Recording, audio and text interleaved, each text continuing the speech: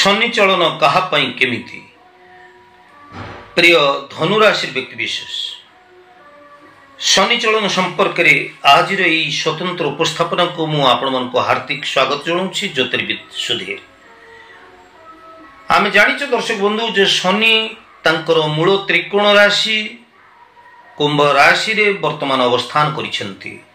तेबे आसंता 2025 मसीहा मार्च मास 29 तारीख रे शनि कुंभ राशि को छाड़ी मीन राशि को गमन करिवे। गोटे राशि रे शनि 2.5 वर्ष अवस्थान करती। शनि गोटे राशि रे 2 वर्ष 6 मास रहंती। तेबे आसंता 3 जून 2027 पर्यंत 2.5 वर्ष पाई शनि मीन राशि रे अवस्थान करिवे। तेबे किछि राशि ठारू शनि 7.5 शनि सप्ताह प्रभाव हटि जाउथिला बेले किछि राशि की शनि 7.5 शनि सप्ताह प्रभाव लागुचे एवं किछि राशि मध्य अत्यंत शुभ फल प्राप्त होबाक जाउछंती। तेणु एही परिप्रेक्षी रे धनु राशि व्यक्ति विशेष आपण को पाई शनि चतुर्थ भाव को आसुचंती। जेहेतु शनि आपण को पाई चतुर्थ भाव को आसुचंती तेणु चतुर्थ भाव रे शनि आपण को शुभाशुभ मिश्रित फल प्रदान करने को जाउछंती। तेबे आपण कोन शुभ फल पाइबे कोन अशुभ फल पाइबे ए संपर्क रे मु कथा प्रवाह को तो आगु को नहीं चलीबी, किंतु मु आपण को कहि रखिबा को चाहिबी। शनि होचंती ग्रह जगतर अत्यंत क्रूर एवं प्रभावशाली ग्रह। जे ग्रहंकर ना शुणिले लोक माने भयभीत हो जाती एवं लोक माने चिंता करती जे शनि मो राशि की खराब आसीगले एणिकी मोर अनेक किछि अनिष्ट हबो ई प्रकार भावना मध्य भावी थांती एवं भयभीत मध्य हो जाइथांती।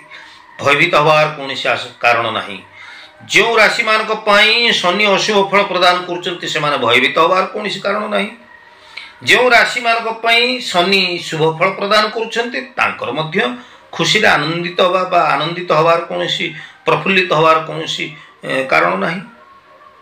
कहीं की नहीं। महाभारत दान धर्म पर्व कहगला जे केवल ग्रह नक्षत्र न करोति शुभाशुभम सर्वमात्मा कृतकर्म ग्रह बादो लुकाइति। केवल ग्रह नक्षत्र जे आमर शुभाशुभ फल प्रदान करिथांती ता नुहे बरं आमर कर्म को नेकरी ग्रह तांकर यथार्थ फल से हमको प्रदान करिथांती। ताले आपण कहंतु दर्शक बंधु जदि आम राशि पई शनि शुभ अछंती आमे जदि असत कर्म करिबा आमे जदि खराब कर्म करिबा शनि न्यायर देवता शनि होचंती ग्रह जगतर न्यायपरायण ग्रह जे आमर कर्मर यथार्थ मूल्य को देखि से हमको शुभ बा अशुभ फल प्रदान करिथांती। जदि आमर कर्म खराब रहिबो ताले शनि शुभ थाई कि हमको केमिति शनि कठर आमे शुभ फल आशा करिबा।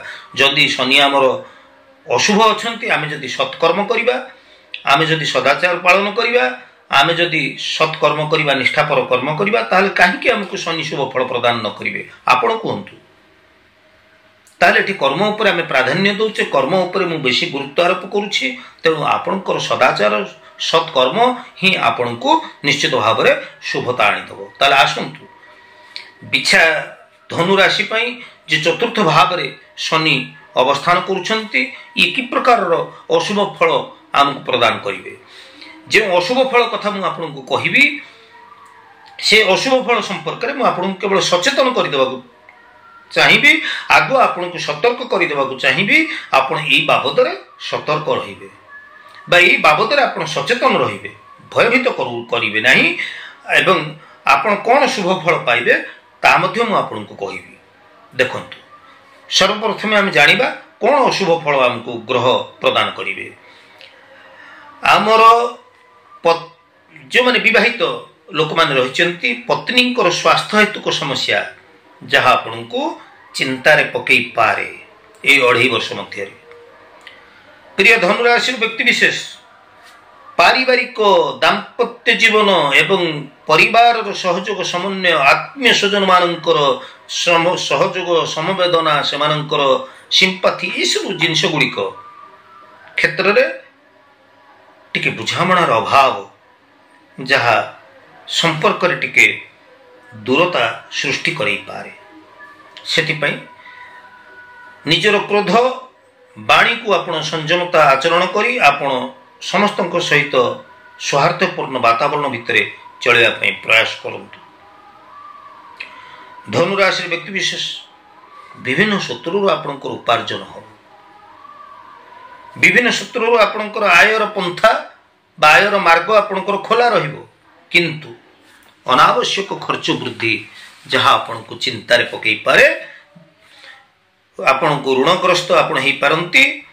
तेणु केबे हेले जिते असुविधा हो पछे आपण केबे हेले ऋण करंतु नै। ऋण थरे कले आपण ऋण परिशोध करिबा आपण पई टिके जटिल हो जिवो।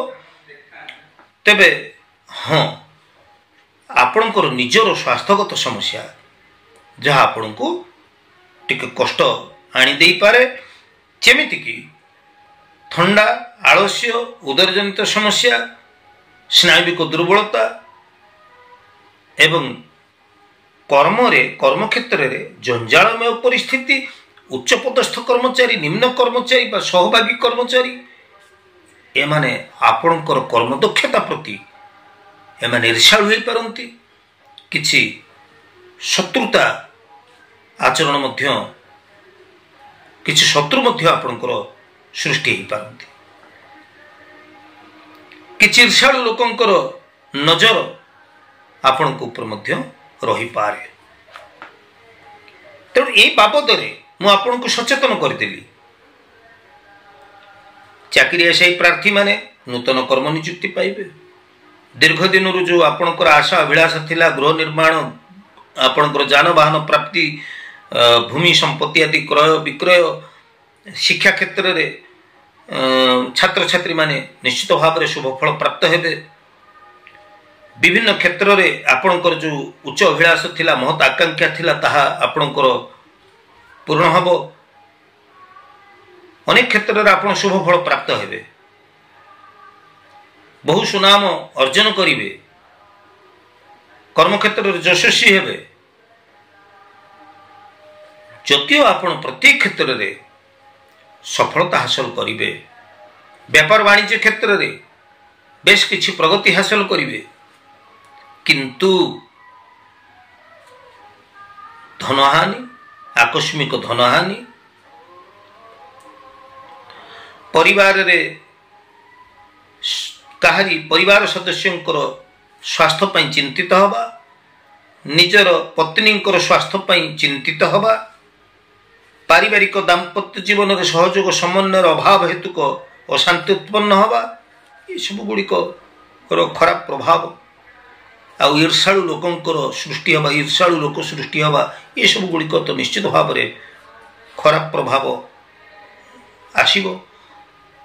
तेबे मु पुणी से मूल कथा को फेरी जाऊँगी। मु आपन को पुणी से कथा मन पकई दउछि जे केवल ग्रह नक्षत्र न करुति शुभाशुभम सर्वमात्मा कृत कर्म ग्रह बाद लोकाइति। निजर सत्कर्म, निजर निष्ठापर उद्यम, निजर सदाचार, शनि जेते खराब थिले मध्य आपन को शुभ फल दबा पई बाध्य हेबे। आ शनि को अनुकूल अवस्था को आनिबा पई आपण शनिवार दिन सायं काल रे, संध्या काल रे शनि मंदिर को जांतु एवं आपण दीपटीए सोरिष तेलर दीपटीए प्रज्वलित करंतु, शनि महाग्रह को दर्शन करंतु, किंबा आपण हनुमान चालीसा, बजरंग बाण आदि पाठ करंतु। प्रत्येक शनिवार रे आपण 5टी लेखा गोलमरीच खाद्य रे शामिल करंतु। निश्चित भाव में शनि पीड़ारू आपण मुक्त हो पारिबे एवं आपण प्रत्येक क्षेत्र रे शुभ फल प्राप्त हो पारिबे। तेबे प्रिय धनुराशि व्यक्ति विशेष आज उपस्थापन आपको केमती लगिला? ज्योतिष, वास्तु एवं धर्म विषय को मोर ऐतिहासिक चैनल को जदि आप नुआ विजिट कर निश्चित भाव में सब्सक्राइब करेंगे, लाइक करेंगे, भल लगुले आपण प्रिय परिजन मोर वीडियो को बहु परिमाण में शेयर करेंगे। आज तो समय ही जाइए, आम परवर्ती अध्याय देखा से पर्यंत विदाय रोचे। ज्योतिर्विद सुधीर, जय जगन्नाथ।